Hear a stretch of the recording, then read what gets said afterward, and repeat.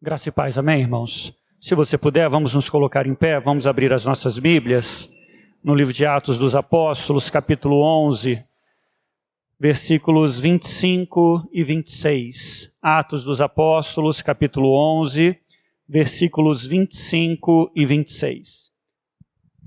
Eu vou ler aqui na tradução King James atualizada. Você acompanha, por gentileza, a projeção na NVI. São versões muito parecidas, e diz assim a palavra do Senhor nosso Deus.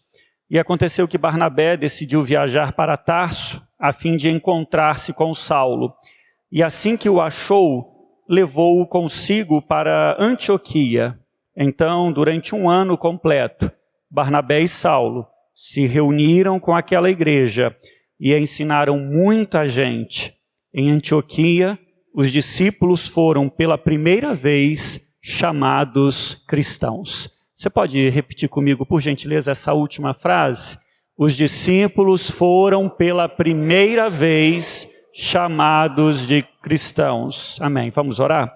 Pai, nós pedimos a tua bênção, a tua graça sobre a exposição do texto bíblico, rogando que o teu Espírito, por misericórdia, gere fé no nosso coração, gere temor ao teu santo nome, gere dependência na nossa alma pelo Senhor, em o nome de Jesus.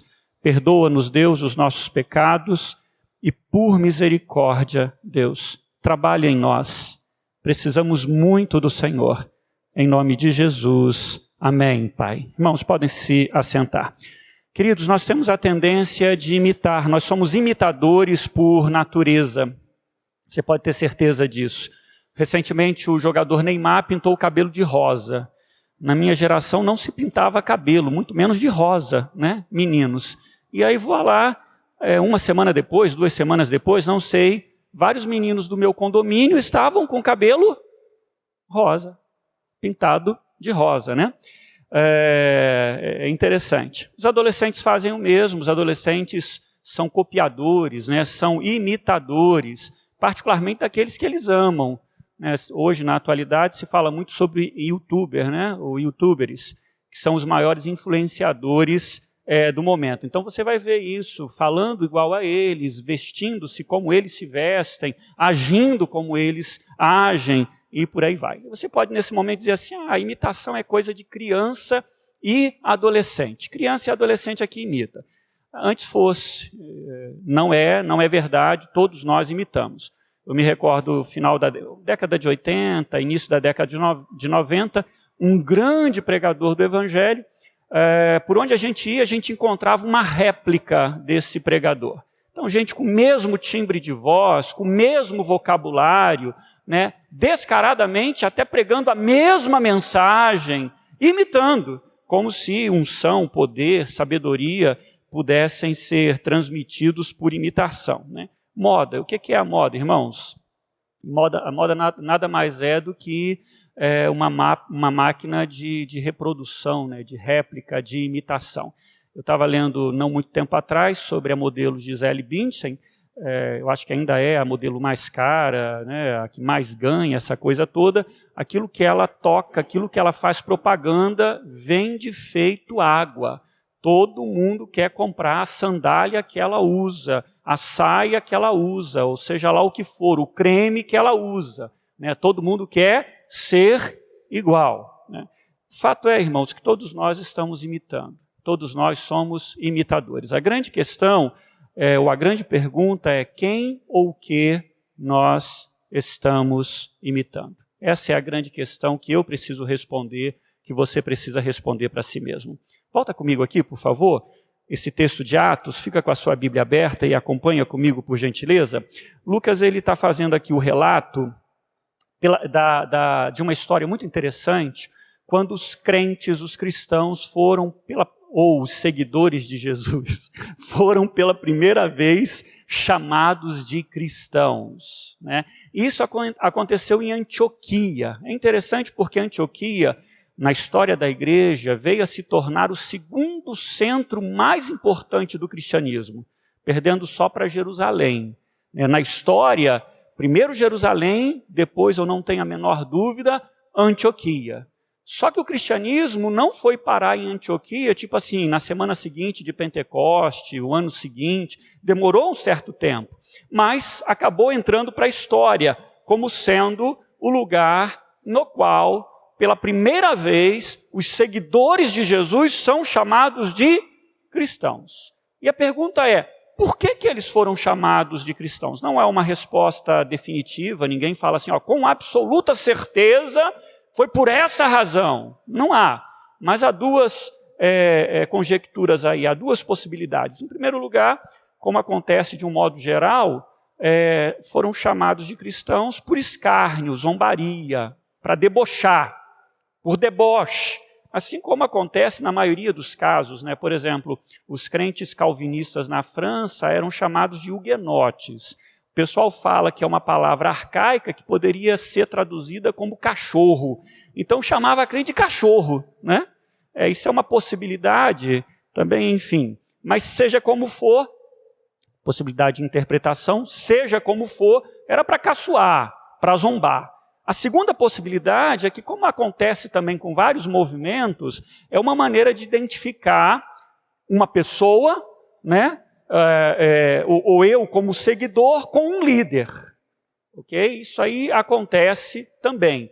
Por exemplo, na Alemanha, os crentes que eram adeptos das ideias de Lutero são chamados de luteranos. Né? Nós que somos adeptos da visão, da interpretação bíblica de Calvino, somos chamados de calvinistas. Então, uma dessas duas possibilidades, seja como for, né, em Antioquia, dizem os comentaristas bíblicos, provavelmente os crentes falavam tanto de Jesus, né, e lembrando, Jesus é o Messias. Na língua grega, Messias é Cristo. Cristo e Messias é a mesma coisa, só que Cristo é a palavra grega. Então falavam tanto de Jesus que no final das contas receberam esse apelido, cristãos, porque ele abre a boca e fala de Cristo, porque na conversa aparece Cristo. E aí o pessoal vendo, fala tanto de Cristo, então esse pessoal é cristão, entendendo, ou eles entenderam que Cristo, né, seria um nome e não um título. Na verdade, Cristo a gente sabe que é título. Seja como for, irmãos, passou para a história. Hoje ninguém conhece os seguidores de Jesus Cristo, ou do Senhor Jesus, por outro nome, senão cristãos.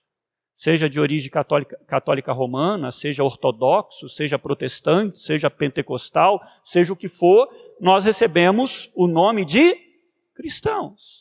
E é interessante porque no livro de Atos e no Novo Testamento como um todo, eu só vou falar, se você quiser ver aí na sua Bíblia, você veja, há uma série de nomes pelos quais os seguidores de Jesus são chamados. Irmãos, discípulos, santos, que é o termo que Paulo mais gosta de usar, aos santos de não sei aonde, escreva aos santos, né? Fiéis e, por fim, seguidores do caminho. E várias passagens falam sobre isso aí. Mas o que acabou prevalecendo foi o que, irmãos? Cristãos. Quem eu sou? Cristão. Quem você é? Cristão. E isso significa o quê? Somos seguidores, somos, sim, imitadores daquele que se fez carne e veio habitar entre nós para que tivéssemos vida e vida em abundância. Queria, de maneira muito objetiva, falar sobre duas questões ligadas à imitação de Jesus. Há livros que foram escritos, livros que venderam as centenas, milhares e até milhões de cópias. Na antiguidade, lá para o século XV, que se eu não me engano, a imitação de Cristo. Fala um pouco sobre isso, sobre a espiritualidade desse ponto de vista. Thomas Kempis. E o outro é o que faria Jesus em seu lugar, que é nada mais, nada menos do que também essa questão da gente viver a vida à semelhança de Jesus Cristo. Amém, queridos? Então vamos ver? Duas questões aqui sobre a imitação de Cristo. Em primeiro lugar, nós somos chamados para sermos imitadores de Jesus, para sermos semelhantes a Jesus. O chamado de Deus para a minha vida e para a sua vida não é meramente ser um religioso. E na pós-modernidade, essa é a ideia. Você tem uma religião, eu também tenho uma religião. E a religião é uma coisa boa, pelo menos para parte, das pessoas. Religião é uma coisa necessária, pelo menos para parte também significativa das pessoas. Mas a proposta bíblica vai muito além disso. A proposta bíblica é aquela que nós ouvimos do nosso Senhor e Salvador. Venha a mim, todos os que estão cansados e sobrecarregados, e eu vou aliviar. Tomem sobre vocês o meu jugo. Venham a mim, sejam meus discípulos, sejam meus seguidores. Essa é a ideia, irmãos. Jesus, ele nos chama não meramente para sermos religiosos. E é claro que eu sou religioso, é claro que você é religioso, mas nos chama para sermos imitadores da sua pessoa. Louvado seja o nome do Senhor. Queria que você visse comigo aqui essa história, só para a gente tentar entender bem. Atos capítulo 11, a partir do versículo de número 19, por que eles são chamados então de cristãos? A gente já deu uma prévia aqui, pode ter sido por deboche, mas o fato é, ou pode ter sido simplesmente para identificar, fazendo uma separação clara. Não, esse aqui não é judeu não, esse aqui também não professa a religiosidade greco-romana. Mas como é que esse negócio aconteceu? A partir do versículo de número 19, Estevão é morto, e com a morte de Estevão, irmãos, milhares de irmãos nossos, de crentes, foram dispersos. E eles sobem e vão ao norte, passam pela Síria e continuam subindo. O versículo de número 19 fala então que isso aconteceu por causa dessa perseguição, e alguns judeus, inicialmente só pregaram para outros judeus. Inicialmente é fato, a fé cristã quase se tornou uma seita do judaísmo, quase. Mas aí pela graça de Deus, louvado seja o nome do Senhor, se expandiu, alcançou outras culturas, outros povos. Versículo de número 20, alguns crentes judeus, que acreditavam em Jesus Cristo como Messias, começaram também a pregar aos gregos. A partir daí então, o que acontece? Deus abençoou esse trabalho. Veja o versículo de número 21. O Espírito Santo foi convencendo. E as pessoas foram gentios, foram se convertendo. Irmãos, a conversão é um milagre. É um milagre que eu não opero. É um milagre que você não opera. Mas é um milagre, louvado seja o nome do Senhor, que Deus opera. Por isso, se nós queremos ver pessoas sendo transformadas, ver pessoas se rendendo aos pés do Senhor, não tenho a menor dúvida, ore uma semana, ore um mês, ore um ano, ore 10 anos, ore como eu há 30 anos pela conversão, mas continue orando e nós veremos esse fruto, porque quem convence o homem do pecado, da justiça e do juízo é o Senhor nosso Deus, louvado seja. Então o que acontece? Veja só comigo, Atos 11, 21 e 22, a igreja de Jerusalém fica sabendo. Rapaz, os gentios estão se convertendo. E é claro, não podia ficar sem pastor, não podia ficar sem a presença apostólica, não podia ficar sem liderança. E enviam quem? Barnabé, aquele mesmo que é chamado de filho da consolação. Um homem de Deus, um homem bom, cheio do Espírito Santo, um homem que amava Jesus, e ele vai lá. E ele olha, ele observa e chega à seguinte conclusão: legal, o pessoal está animado, as pessoas estão ouvindo de Jesus, estão professando a fé em Jesus, mas isso não basta. Por que não basta, irmãos? Por que o entusiasmo não basta? Porque a vida cristã, sem sombra de dúvida, tem dia para começar, mas não tem dia para terminar. Só com a nossa morte, com a nossa passagem, é que realmente acaba e termina. Durante esse tempo, nós precisamos ser pastoreados. Durante esse tempo, precisamos ser alimentados. Durante esse tempo, por mais que para algumas pessoas, na atualidade é assim, é a mesma coisa, o culto é a mesma coisa, a liturgia é a mesma coisa, mas é isso que nos alimenta, é isso que nos fortalece, é isso que nos faz continuar caminhando. Irmãos, eu preciso de feijão e arroz todos os dias. Eu não preciso comer pudim todos os dias. Por mais que eu goste de sobremesa, por mais que eu goste de doce, eu preciso é de feijão e arroz todos os dias.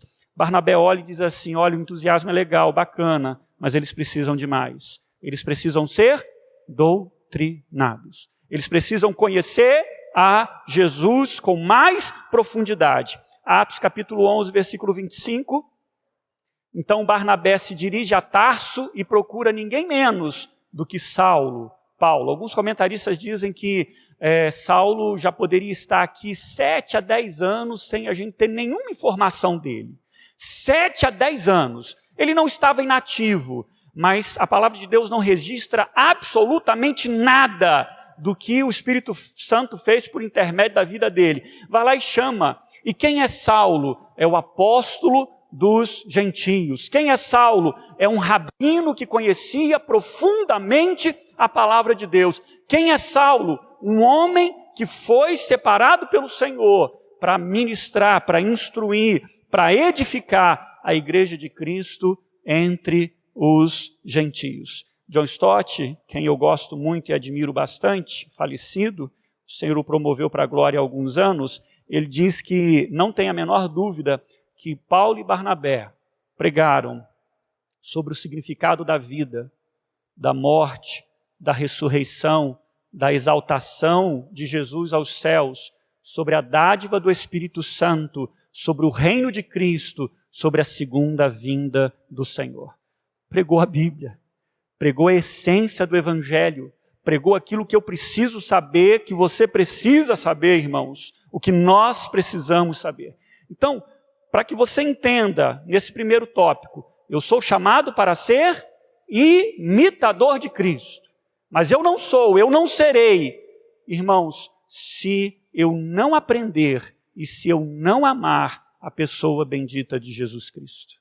Ou falando de maneira diferente, né? Nós nos tornamos semelhantes àquele ou àquilo de quem aprendemos e amamos. Se eu aprendo e se eu amo, eu vou imitar. Só pegar seu filho, sua filha, eu vou falar dos meus, reproduzem e tudo igualzinho. Aquilo que eles veem, às vezes, em algum canal de YouTube, de algum colega, porque eles gostam, porque eles conhecem. E é absolutamente normal. Nós reproduzimos, nós imitamos aquele que amamos e conhecemos.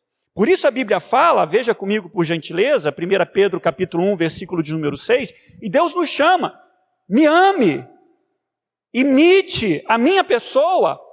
Deus Pai vai dizer, sede santos como eu sou santo. Mas isso só vai acontecer se eu amar, se eu conhecer e se eu me aprofundar. Paulo mesmo disse que o cristão deve ser um imitador de Deus Pai. Ele diz assim em Efésios 5:1, portanto, sejam imitadores de Deus.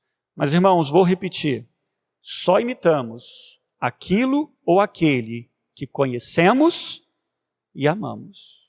Se eu não conheço, eu não vou imitar. Se eu não amo, eu não vou imitar. Abra comigo, por favor, Mateus capítulo 10, versículos 24 e 25. Mateus capítulo 10, versículo 24 e 25. Sim, irmãos, o meu chamado não é para ser meramente um religioso. Sim, eu sou religioso e não quero entrar nessa linha de raciocínio de que não, eu não sou religioso, eu sou um encarnador de Jesus Cristo. Sim, eu sou religioso, eu tenho uma religião, eu professo, sem sombra de dúvida. Mas o Senhor nos chamou muito mais para irmos além de meramente professarmos uma religiosidade. Somos seguidores do Cordeiro. E Jesus fala sobre isso. Diz assim, o discípulo não está acima do seu mestre, nem o servo acima do seu senhor. Olha essa parte, leia comigo por gentileza. Basta ao discípulo ser como o seu mestre, e ao servo como o seu senhor. Sim, Jesus quer que eu seja como meu mestre. Jesus quer que eu seja como meu Senhor. E aí é um grande desafio, irmãos, para a minha vida e para a sua vida, sermos semelhantes. Mas esse é o chamado. Esse é o chamado. A razão maior, irmãos, de sermos semelhantes a Jesus, de sermos seus imitadores, é que Deus em Cristo está criando uma nova humanidade. Uma nova humanidade. Cujo cabeça não é mais Adão. Cujo cabeça é o seu Filho, o Filho de Deus, Jesus Cristo. Como Ele é, nós devemos ser. É um desafio? Claro que é um desafio. Eu consigo sozinho? Não, eu não consigo sozinho. Por isso o Espírito Santo nos dá graça. Irmãos, para fazer o que o Senhor faz, só com a graça do Senhor. Amar os inimigos, só com a graça do Senhor. Perdoar quem nos ofende, só com a graça do Senhor. Caminhar a segunda milha, só com a graça do Senhor. Ter as ações e reações do Senhor Jesus, só com a graça do Senhor. Mas esse é o chamado. Abra comigo, Efésios capítulo 4, versículo 13. O que Deus quer que eu seja? Semelhante a Jesus.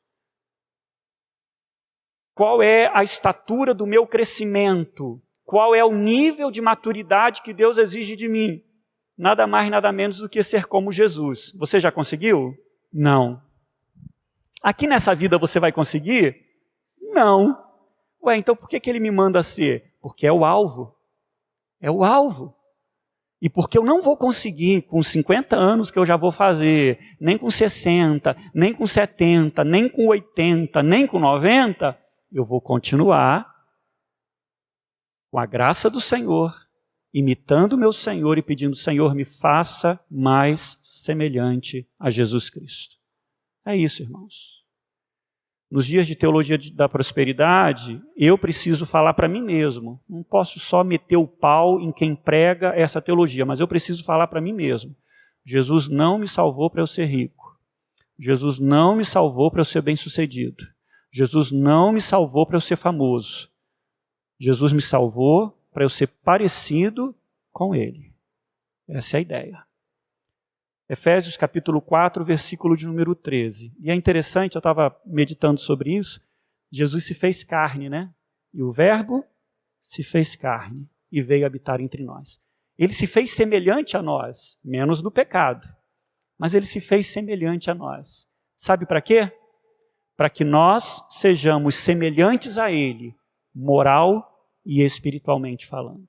Por isso, Efésios capítulo 4, versículo 13, ele diz assim, né, que o nosso discipulado é até alcançar o conhecimento do Filho de Deus e chegar à maturidade. Em outras versões está, né,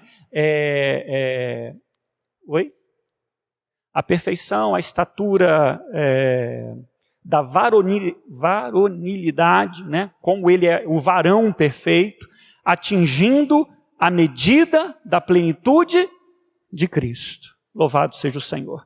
Deixo duas perguntas para a sua reflexão. A primeira delas é o seguinte: quanto tempo você gasta aprendendo de Cristo? Eu só posso me tornar semelhante a Jesus se eu amo e se eu o conheço. Se você ama e se você conhece, você vai se tornar. Mas para isso, irmãos, eu e você precisamos investir. Não é por osmose, não é você ficar sentado que você vai se tornar semelhante. Segundo lugar, a segunda pergunta, você intencionalmente é um imitador? Eu sei que é até meio clichê, né? Em seus passos o que faria Jesus, né? Mas às vezes é bom a gente parar e perguntar, caramba, o que eu estou fazendo? Será que Jesus faria realmente assim? O sentimento que eu tenho, será que Jesus realmente teria esse sentimento nesse momento? Eu acho que muitas vezes não. Então é bom a gente parar e perguntar.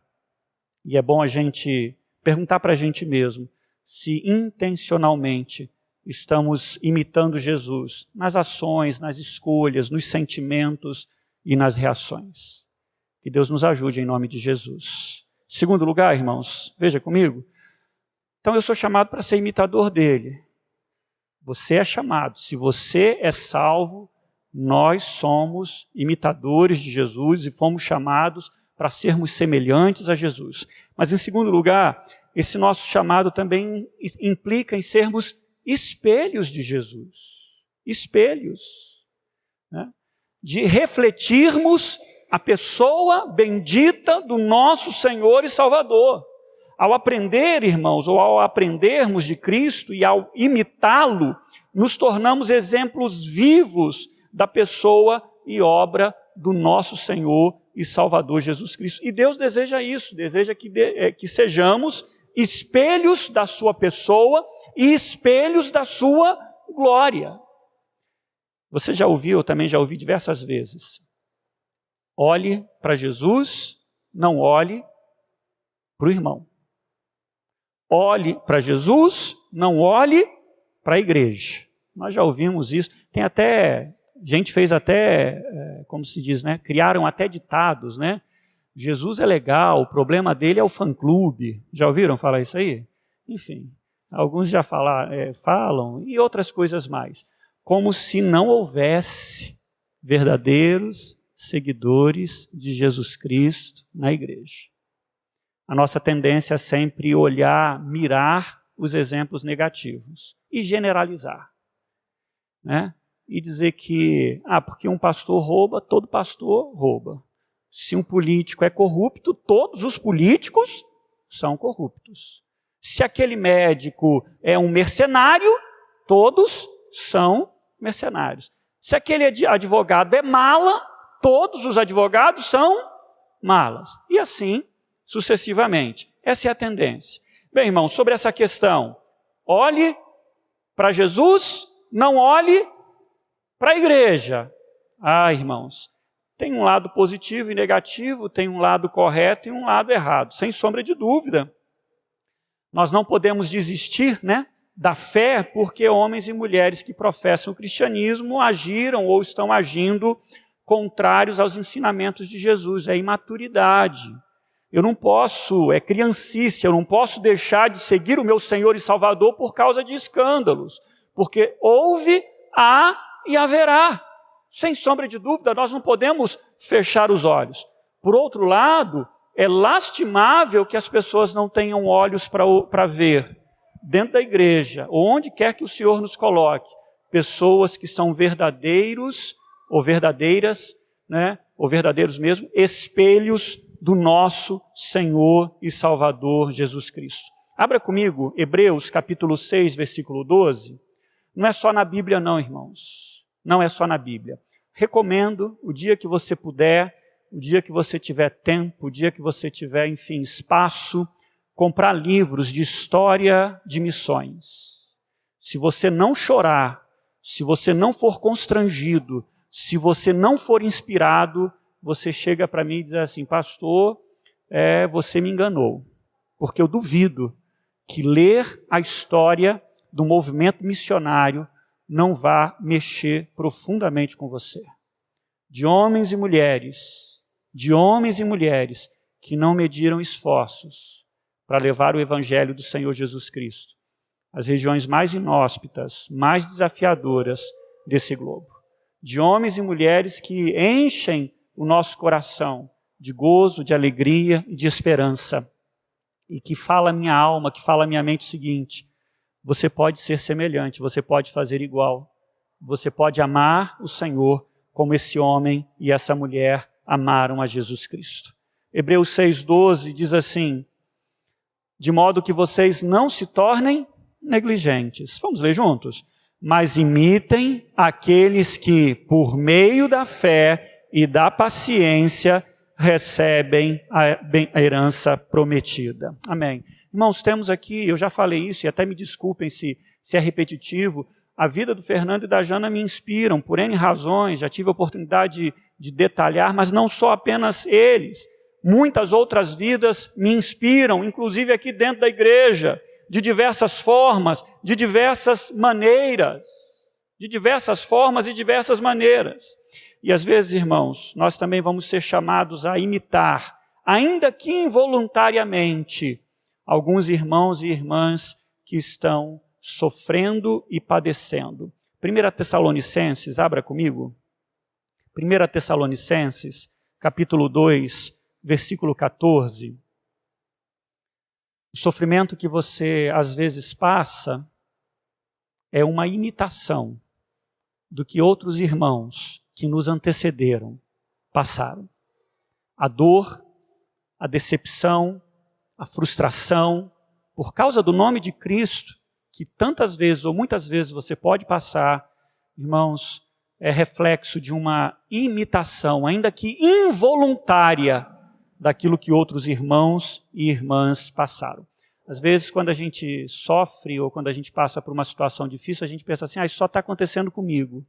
Ou só acontece comigo. Acontece com todos. Com todos. Se você é cristão, você vai sofrer e vai imitar os sofrimentos de Cristo em sua vida. Diz a palavra de Deus em 1 Tessalonicenses 2,14, porque vocês, irmãos, tornaram-se o quê, irmãos? Imitadores das igrejas de Deus em Cristo Jesus, que estão onde? Na Judéia. Quer saber um pouco desse sofrimento? Só você abrir lá no capítulo 7, final do capítulo 7, início do capítulo 8, você vai ver algumas coisas que aconteceram, e antes também alguns episódios de sofrimento, de perseguição. E o texto continua e diz assim, vocês sofreram da parte dos seus próprios conterrâneos as mesmas coisas que aquelas igrejas sofreram da parte dos judeus. Dizem alguns historiadores da igreja que no século XX, mais cristãos sofreram pela sua fé do que durante todos os 19 séculos da história da igreja. Hoje, irmãos, não é tão relatado, mas convido você a ler Portas Abertas, revista, etc. e tal. Hoje, milhares de cristãos estão sofrendo. Mas esse sofrimento não é em vão. Esses sofrimentos são e se transformam em vozes a pronunciar o nome bendito do nosso Senhor e Salvador Jesus Cristo. Nossa responsabilidade, irmãos, é sermos espelhos, referências. É engraçado, né? A gente quer que os nossos pais, né, tenham sempre uma vida extraordinária, boa, estejam unidos, etc. e tal. Nós ficamos profundamente decepcionados se o nosso pastor cai ou comete algum pecado. E nós até chegamos a pensar, ele nunca poderia ter feito isso. Mas a responsabilidade de sermos, ou a responsabilidade de ser espelho, não é apenas do meu pai e da minha mãe, não é apenas do meu pastor, não é apenas do meu presbítero, não é apenas do meu diácono, é a responsabilidade de todos nós. Eu penso que muitas vezes o Senhor, nosso Deus, como que diz, né, ecoando no mundo inteiro, para mim, para você e para todos nós, quem é meu espelho aí na terra? Quem tem sido o meu espelho aí na terra? A gente precisa de homens igual Paulo. Abra comigo em 3 textos, 1 Coríntios 4,16.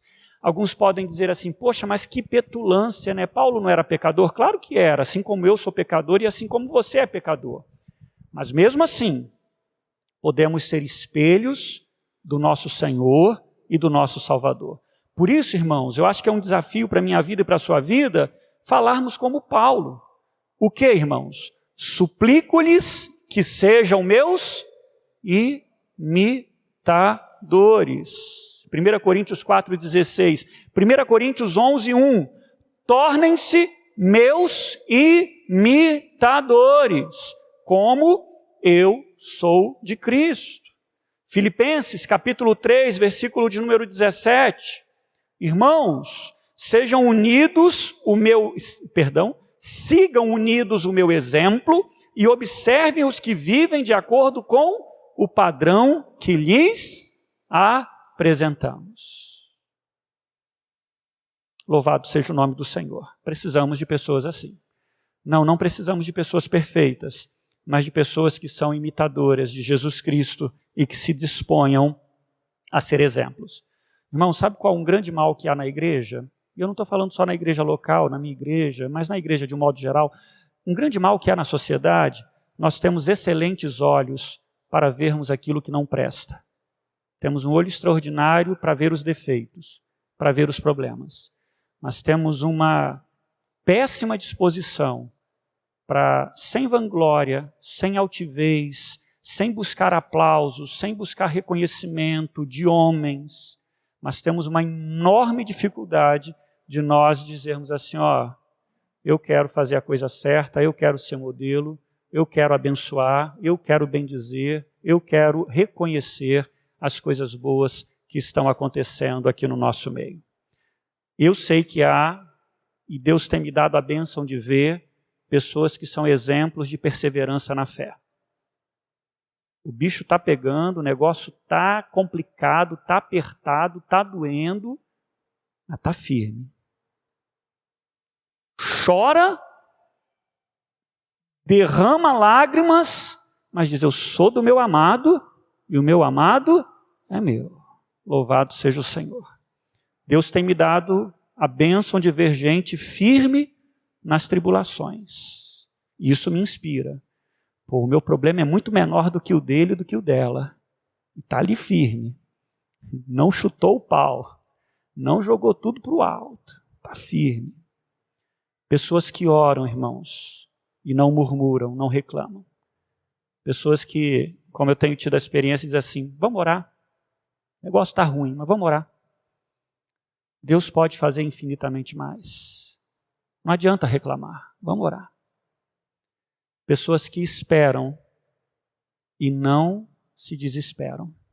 Deus tem me dado a bênção de ver pessoas assim. E eu tenho sido inspirado. E por meio de todas essas pessoas, e eu vou repetir, é muito fácil enxergar aquilo que está errado. Você não precisa nem fazer força, a gente está no mundo caído. A gente está no mundo todo torto, todo errado. A grande dificuldade é enxergar o que está certo. Tem muita gente de Deus ao nosso lado. Tem muita gente que é espelho de Jesus Cristo para a nossa vida. Olhe para essas pessoas. Olhe para essas pessoas e siga o exemplo delas em nome de Jesus. Amém, irmãos? Pela graça e pelo poder do Espírito Santo, irmãos, nós podemos ser esses espelhos. E a minha oração é que todos nós aqui sejamos. Todos nós aqui sejamos espelhos da graça divina em o nome de Jesus. Que Deus nos faça seus imitadores. Que Deus nos faça espelhos de Jesus Cristo. Amém?